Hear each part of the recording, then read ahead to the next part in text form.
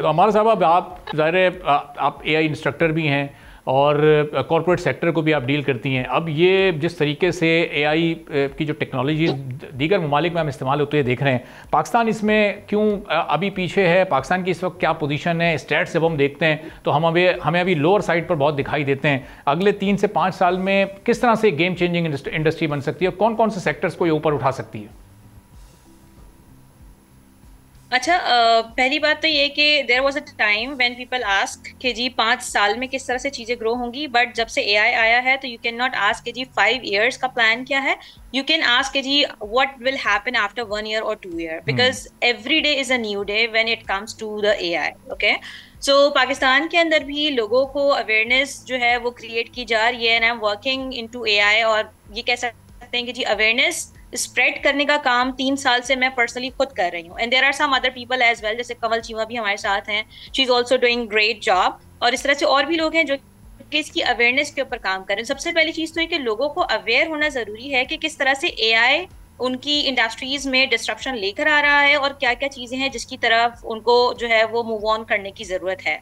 So awareness is the main thing. जब ये awareness लोगों तक, और काफी हद तक लोगों ने इसको अडॉप्ट करना स्टार्ट कर दिया है। There are a lot of companies जो कि एआई के डिफरेंट प्रोडक्ट्स के ऊपर काम कर रही हैं in Pakistan. But there are definitely कुछ इस तरह की चीजें हैं, कुछ लैकिंग्स हैं जिसकी वजह से वो मार्केट में आने तक जो है वो थोड़ी देर हो चुकी होती है, और दूसरी कंट्रीज में ऑलरेडी लोग जो है उस तरह के टूल्स और उस तरह के प्रोडक्ट्स को मार्केट में लेकर आ जाते हैं।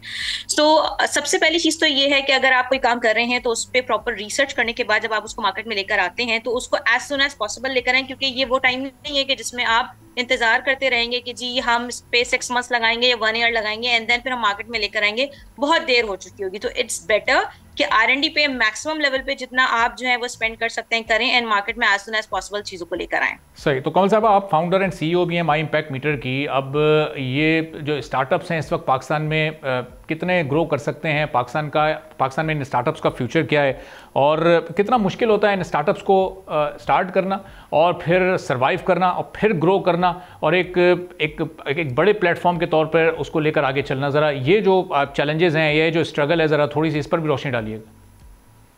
जी, माई इम्पैक्ट मीटर जो है वो बिल्कुल एक स्टार्टअप है। पाकिस्तान का पहला डिजिटल चैरिटी प्लेटफॉर्म है। पाकिस्तान में स्टार्टअप्स का बहुत बड़ा एक अपॉर्चुनिटी है पाकिस्तान में, और वो अपॉर्चुनिटी इसलिए है क्योंकि पाकिस्तान की बहुत बड़ी पॉपुलेशन है। उस पॉपुलेशन में इस वक्त बहुत सारे गैप्स हैं। ग्रीन फील्ड है, यहाँ पे बहुत सारी ऐसी जगह हैं जहाँ पे आप बहुत उन जगहों को, उन चीजों को फ्रिक्शनलेस कर सकते हैं, कन्वीनियंस उनके अंदर ला सकते हैं, सिंप्लिसिटी ला सकते हैं। ऐसे सेक्टर्स हैं पाकिस्तान में जहाँ पे आप टेक्नोलॉजी को लेवरेज करके उन सेक्टर्स को बहुत बेहतर कर सकते हैं, क्योंकि अभी तक पाकिस्तान में बहुत सारे गैप्स हैं।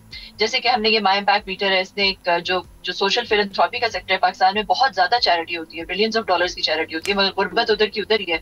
तो इसने उस सेक्टर के अंदर टेक्नोलॉजी को लेवरेज करके शफाफियत और ये ट्रांसपेरेंसी और सिंप्लिसिटी, एक्विटेबिलिटी लेकर आई है। इसी तरह बहुत सारी और स्टार्टअप्स हैं जो कि पाकिस्तान के अंदर, अब देखें, आप देखें जब करीम आया तो पाकिस्तान में पूरा जो टैक्सी सेक्टर था वो किस तरह ट्रांसफॉर्म हो गया कि आप उसने पूरा, it became the biggest taxi company in the world, Uber and Careem. बल्कि उबर ने करीम को एक्वायर कर लिया $3.1 बिलियन का, because they don't even own a single taxi. ठीक है, मगर वो दुनिया की सबसे बड़ी टैक्सी कंपनी बन गई, but there actually a technology company. इसी तरह एयरबीएनबी दुनिया की सबसे बड़ी हॉस्पिटैलिटी कंपनी है, but it's actually technology company. इसी तरह नेटफ्लिक्स जो है उसने टेक्नोलॉजी को लेवरेज किया ये मूवी रेंटल स्पेस में, तो दुनिया की सबसे बड़ी movie streaming company, movie rental company बन गई, although it's not even that, it's actually a technology company.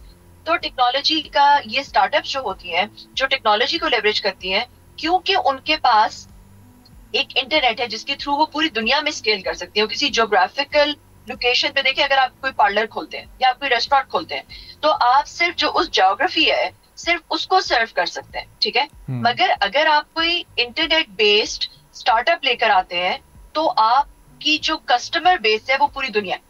आप उसको उस स्केल पे लेके जा सकते हैं। ठीक है, थोड़े से लोगों के साथ आप वो स्केल लेके जा सकते हैं। इसी तरह अगर कोई ट्रेडिशनल बिजनेस स्टार्ट करते हैं, आपको उसके लिए कैपिटल चाहिए होता है, कोई फैक्ट्री लगानी है, कोई जगह लेनी है, कोई स्टोर फ्रंट खोलना है, वहां पे चीजें रखनी है, गुड्स रखने हैं।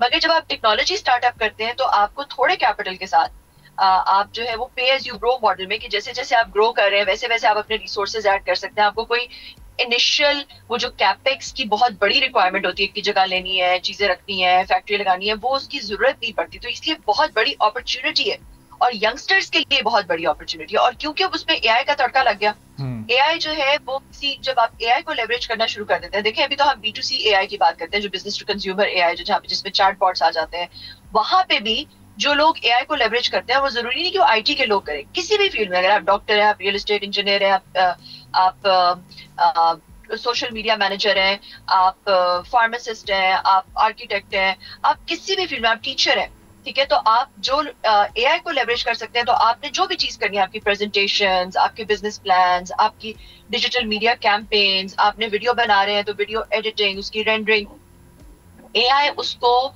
उसकी प्रोडक्टिविटी को डबल नहीं करता, 10 टाइम्स बढ़ा देते हैं। जो काम आप 20 घंटों में करते थे वो अब आप 1 घंटे में कर सकते हैं। तो एआई शॉर्ट टर्म में लोगों को बहुत ज्यादा प्रोडक्टिव, बहुत ज्यादा एफिशिएंट बना देगा जो लोग एआई को लेवरेज करेंगे।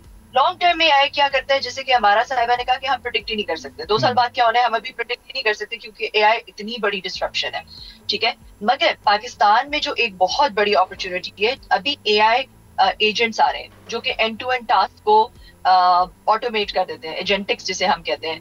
B2B के अंदर बहुत बड़ी अपॉर्चुनिटी है कि पाकिस्तानी स्टार्टअप्स ऐसी बने, पाकिस्तानी कंपनीज ऐसी आए जो कि B2B, जैसे पूरा एग्रीकल्चर सेक्टर हो गया, हेल्थ सेक्टर हो गया, मैन्युफैक्चरिंग सेक्टर हो गया, रिटेल सेक्टर्स हो गया, रियल एस्टेट सेक्टर हो गया, उसके अंदर एआई के सॉल्यूशंस लेकर आए जिनको उन सेक्टर्स को बहुत ज्यादा एफिशिएंट और उन सेक्टर्स को ट्रांसफॉर्म कर सकते हैं और फिर अपने वो सॉल्यूशन सिर्फ पाकिस्तान में नहीं पूरी दुनिया में बेच सकते हैं। तो ये पाकिस्तान में बहुत बड़ी अपॉर्चुनिटी है कि ऐसे स्टार्टअप्स आए, AI based startups, B2B AI based startup, जो कि दुनिया में ट्रांसफॉर्म करें इन सेक्टर्स को और यहाँ से यूनिकॉर्न्स निकलें, यहाँ से पाकिस्तान से ये यूनिकॉर्न्स निकल सकते हैं। सब्सक्राइब करें और बेल दबाएं ताकि कोई खबर रह न जाए।